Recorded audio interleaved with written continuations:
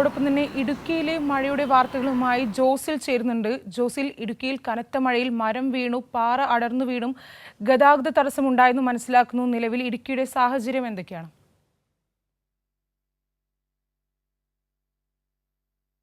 ശ്രീനിധി, കഴിഞ്ഞ ദിവസം ഇന്നലെയാണ് ഇടുക്കി ജില്ലയിൽ റെഡ് അലർട്ട് പ്രഖ്യാപിച്ചത്. എന്നാൽ റെഡ് അലർട്ട് പ്രഖ്യാപിച്ച ഇന്നലെ കാര്യമായ മഴയൊന്നും ഇടുക്കിയിൽ പെയ്തിരുന്നില്ല. എന്നാൽ ഇന്ന് യെല്ലോ അലർട്ടിലേക്ക് കാലാവസ്ഥാ വകുപ്പിൻ്റെ മുന്നറിയിപ്പ് മാറിയ ഒരു സാഹചര്യത്തിലാണ് ഇന്നലെ രാത്രി മുതലാണ് ശക്തമായ മഴ ഇടുക്കിയിൽ തുടരുന്ന ഒരു സാഹചര്യം ഉണ്ടായത്. ഇന്നലെ രാത്രിയിൽ തുടങ്ങിയ ചില പ്രദേശങ്ങളിൽ ഇന്നലെ ഉച്ചയ്ക്ക് ശേഷം തുടങ്ങിയ മഴ ഇതുവരെ തോർന്നിട്ടില്ല എന്നുള്ളതാണ് വസ്തുത. ഇടുക്കി ജില്ലയുടെ എല്ലാ ഭാഗങ്ങളിൽ നിന്ന്, പ്രത്യേകിച്ച് തമിഴ്നാടുമായി അതിർത്തി പങ്കിടുന്ന പ്രദേശങ്ങളിലാണ് ഏറ്റവും ശക്തമായ മഴ പെയ്തുകൊണ്ടിരിക്കുന്നത്.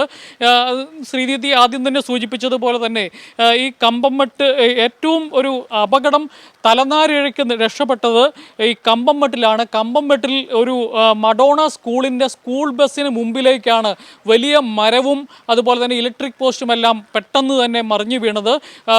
ഈ സ്കൂൾ കുട്ടികൾ അടക്കം സഞ്ചരിച്ചിരുന്ന ഒരു സ്കൂൾ ബസ്സിൻ്റെ കൃത്യം മുമ്പിലേക്കാണ് ഇത്തരത്തിൽ ഒരു മരം വന്നു വീഴുന്നത്. ഒപ്പം തന്നെ ഇലക്ട്രിക് പോസ്റ്റും അടർന്നു വീഴുന്ന ഒരു സാഹചര്യം ഉണ്ടായി. അതോടൊപ്പം തന്നെ ഈ കുമളി കമ്പംമെട്ട് റൂട്ടിൽ മരം